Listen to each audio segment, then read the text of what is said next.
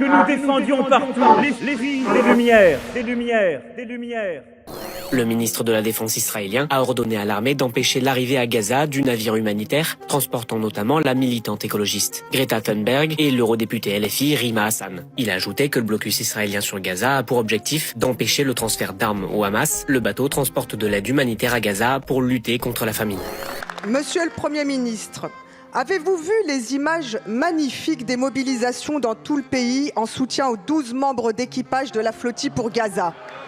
Voyez-vous que partout dans le monde, sur tous les continents, les peuples se dressent pour dire stop au génocide.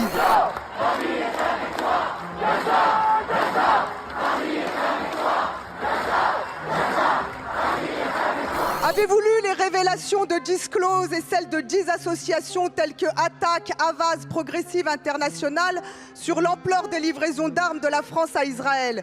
Depuis octobre 2023, la France a expédié plus de 15 milliards d'articles classés comme armes de guerre, bombes, grenades, missiles, pièces d'artillerie, en violation totale du traité international sur le commerce des armes. Les employés du port de Marseille-Fos refusent d'embarquer une cargaison secrète d'équipements militaires français destinés à Israël. Les dockers, donc des ouvriers portuaires spécialisés dans la manutention des marchandises, refusent catégoriquement de charger cet équipement. On a toujours été opposés à toutes les guerres dans le monde et là, les travailleurs ne veulent pas participer à expédier des armes et participer au génocide perpétré à Gaza.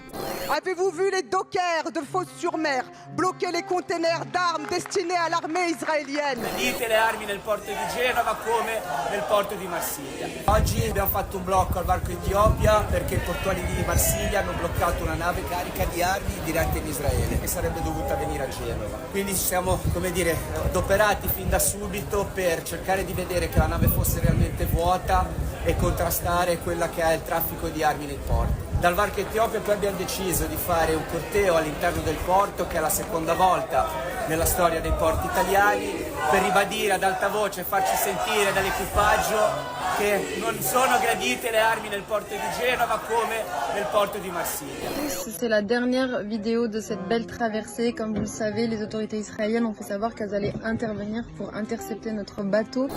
Voyez-vous comment chacun, là où il se trouve, tente d'agir pour sauver Gaza? Ce qu'il faut savoir, c'est qu'Internet sera coupé avant cette intervention, donc nous ne pourrons pas communiquer ni filmer cette intervention et nos affaires personnelles seront confisquées, que ce soit nos caméras ou nos téléphones. Par la suite, nous allons être ramenés au port d'Ashdod, donc ça va prendre 6 à 7 heures. Pendant ce temps, nous serions menottés et sous surveillance des soldats israéliens. Et une fois à Ashdod, nous allons très probablement subir un interrogatoire et potentiellement une détention. Mais jusqu'où cette histoire de Gaza et des Palestiniens va nous confronter avec nous-mêmes et avec la société? On n'a pas besoin de réfléchir pour agir et soutenir et défendre une cause. It's so painful what we see in Gaza. It hurts me all my body. And let me be clear, it's not about ideology. It's not about I'm right and you're wrong. Come on. It's just about the love of life, about the care of your neighbor. Maybe we think that we see the boys and girls of 4 years old being killed for a bomb or being killed at the hospital because it's not hospital anymore. It's not our business. Yeah, fine. We can think about that. It's not our business. But be careful. The next one will be ours. The next 4, 5 years old kids will be ours. Et vous, monsieur? Et vous, qu'avez-vous fait, qu'avez-vous dit, qu'avez-vous dénoncé pendant tout ce temps pour qu'on cesse les massacres à Gaza? Monsieur le Premier ministre, pourquoi avoir peur de Benyamin Netanyahou? Pourquoi le laisser nous menacer et nous insulter quand il traite mal Emmanuel Macron et à travers lui la France? Avez-vous au moins un peu honte de ne rien faire?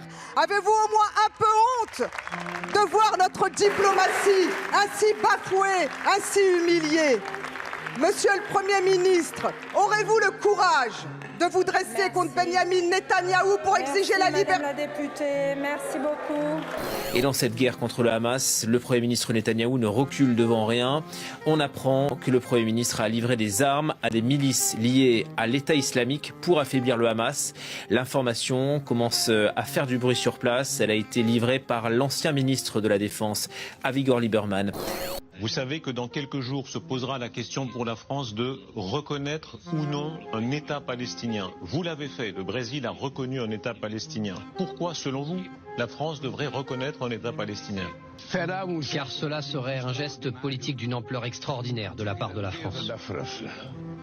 Parce que c'est un pays qui a fait une révolution.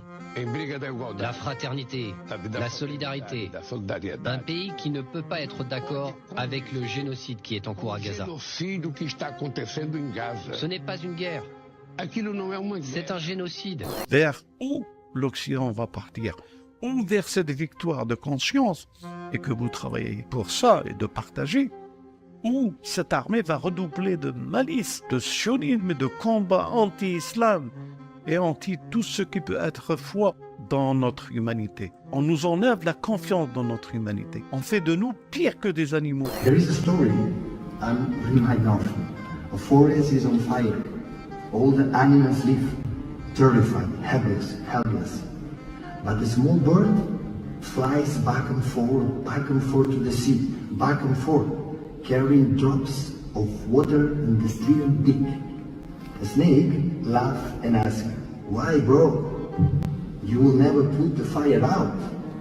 The bird replies, "Yes, I know it. Then why you do it and again and again?" The snake asks once again, "I'm just doing my part." The bird replies for the last time, "Take this."